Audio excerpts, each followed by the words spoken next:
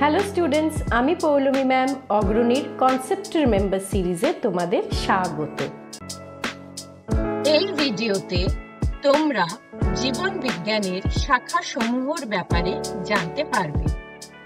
কোনো বিষয় দুটি ভাগে ভাগ করা হয়, জ্ঞান এবং তার প্রয়োগ। জ্ঞান আমাদের বিভিন্ন ধরনের তথ্য দেয়, সেই তথ্য প্রয়োগ করা হয় জীবনযাপনের সুবিধার জন্য। এমনভাবেই জীবন বিজ্ঞানকেও দুই ভাগে ভাগ করা হয়েছে, জ্ঞান এবং তার প্রয়োগ। জীবন বিজ্ঞানকে প্রধানত তিন ভাগে ভাগ করা যায়: এক, উদ্ভিদ বিজ্ঞান; দুই, প্রাণী বিজ্ঞান; এবং তিন, অণুজীব বিজ্ঞান। উদ্ভিদ বিজ্ঞান, যেখান থেকে আমরা বিভিন্ন ধরনের উদ্ভিদের ব্যাপারে জানতে পারি। প্রাণী বিজ্ঞান, যেখান থেকে আমরা বিভিন্ন প্রাণীদের ব্যাপারে জানতে পারি। এবং অণুজীব বিজ্ঞান, যেখান থেকে আমরা বিভিন্ন অণুজীব যেমন ব্যাকটেরিয়া, ভাইরাস, ফাঙ্গাস এদের ব্যাপারে জানতে পারি। সব বিষয়ের জ্ঞানই বিভিন্ন ক্ষেত্রে প্রয়োগ করা হয়, যেমন কৃষিকার্যে। কৃষিকার্যে দুই ধরনের ফসল হয়, খাদ্য ফসল এবং নগদ ফসল। উদ্ভিদ বিজ্ঞান প্রয়োগ করা হয় বিভিন্ন ধরনের খাদ্য ফসলের জন্য, যেমন ধান, গম, বিভিন্ন ধরনের ফল, শাক, সবজি ইত্যাদি। যেমন উদ্ভিদ বিজ্ঞান প্রয়োগ করে উচ্চ ফলনশীল বীজ উৎপন্ন করা হয়েছে। উচ্চ ফলনশীল ধান হলো IR-80, IR-20, পুসা, জয়া, জগন্নাথ ইত্যাদি। আর উচ্চ ফলনশীল গম হলো সোনালিকা, জনক ইত্যাদি। উদ্ভিদ বিদ্যা প্রয়োগ করে আবার বিভিন্ন ধরনের বীজহীন ফল, যেমন আঙুর, পেয়ারা, পেঁপে এগুলিও উৎপাদন করা হয়েছে। শুধু উদ্ভিদ বিজ্ঞান নয়, প্রাণী বিজ্ঞানও প্রয়োগ করা হয় কৃষিকার্যের বিভিন্ন ক্ষেত্রে। যেমন পোল্ট্রিতে উন্নত পদ্ধতিতে হাঁস এবং মুরগি পালন করে আমরা প্রচুর পরিমাণ মাংস এবং ডিম উৎপাদন করতে পেরেছি। জাতের পশুপালন, প্রাণী বিজ্ঞানের সাহায্যে পশুপালন করে অধিক দুগ্ধ প্রদায়ী গাভী যেমন মুলতানি, ভাগলপুরি ইত্যাদি সৃষ্টি করা সম্ভব হয়েছে। মৎস্য চাষ, যেখানে কৃত্রিম প্রজননের সাহায্যে মাছ চাষের উৎপাদন বৃদ্ধি করা হচ্ছে। পালন, বৈজ্ঞানিক উপায়ে মৌমাছি পালন করে প্রচুর পরিমাণ মধু পাওয়া সম্ভব। ফসলের ক্ষেত্রে উদ্ভিদ বিজ্ঞান প্রয়োগ করা হয় তুলো, পাট, চা এবং চিনির উৎপাদনের ক্ষেত্রে। আবার প্রাণী বিদ্যা প্রয়োগ করা হয় রেশমের উৎপত্তির জন্য।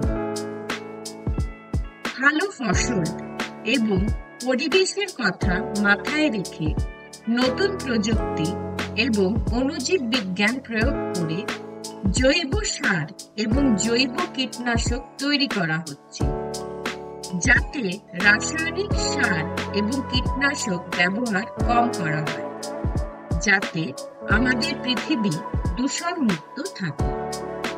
জীবন বিজ্ঞানের একটি গুরুত্বপূর্ণ ভাগ হলো চিকিৎসা বিজ্ঞান। একজন ভালো চিকিৎসক হতে গেলে মানুষের শরীর এবং তার বিভিন্ন অঙ্গ তারা কিভাবে কাজ করে সেই জ্ঞানটা থাকা খুব দরকার। একজন অসুস্থ হলে সাধারণত তার চিকিৎসা দুই ধাপে হয়। এক, রোগ নির্ণয় করা, রোগটা কেন হচ্ছে সেই কারণটা বার করা। দুই, রোগ নিরাময় করা, অসুস্থ মানুষটিকে সারিয়ে তোলা, যেটা করা হয় সাধারণত ওষুধ দিয়ে বা অন্য কোনো পদ্ধতিতে। ওষুধ আমরা পাই বিভিন্ন ধরনের উদ্ভিদের থেকে, যেমন তুলসী, ব্রাহ্মী, ঘৃতকুমারী ইত্যাদি। উদ্ভিদবিদ্যা ব্যবহার করা হয় এই ওষুধগুলো পাওয়ার জন্য।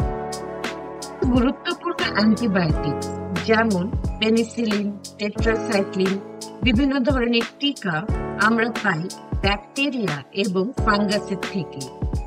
তাই এই ধরনের ওষুধ উৎপাদনের জন্য অণুজীব বিজ্ঞানের প্রয়োজন হয়ে থাকে। সময় জীবনকে ভালোভাবে বোঝানোর জন্য এবং জীবনের উন্নতির জন্য দুটি বিষয়কে একসাথে যুক্ত করা হয়, যেমন জীব পদার্থ বিজ্ঞান।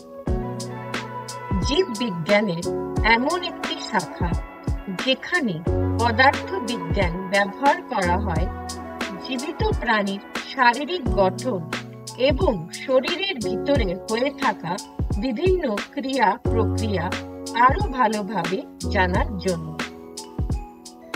বিদ্যা প্রয়োগ করা হয় বিভিন্ন প্রযুক্তিতে যা রোগ নির্ণয় করতে সাহায্য করে, যেমন এক্স-রে, এমআরআই, সিটি স্ক্যান ইত্যাদি। জীব রসায়ন।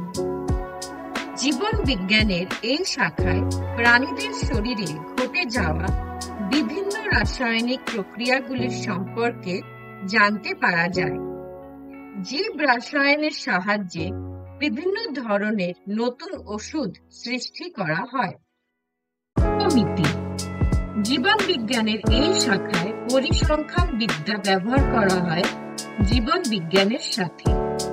এটি ব্যবহার করা হয় একটি রোগ কিভাবে ছড়াচ্ছে সেটি জানার জন্য এবং বিভিন্ন গবেষণার কাজে। এই ভিডিও থেকে আমরা দেখতে পেলাম যে আমরা কতটা নির্ভর করে থাকি জীবন বিজ্ঞানের উপর।